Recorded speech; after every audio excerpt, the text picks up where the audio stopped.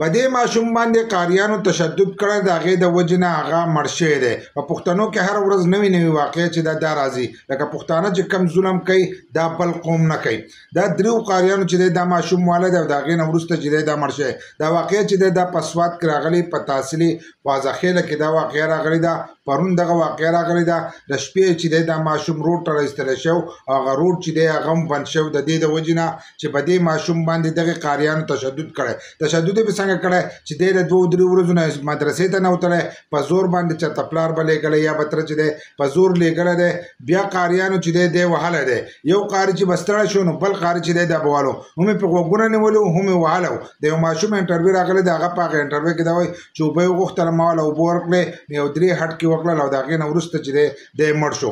نو 3 قاریانو چې دی په جمع واله دی. اوس یو قاري صاحب دی غوسه دی چې خلک وایي یو قاري صاحب، خو دا وایي 3 قاریانو چې دی دا واله دی 4 کسانو ورته نیولی او 3 قاریانو چې دی دا والا یو به ستړی شو او بل قاري صاحب به راغی هغه به دی ووالو.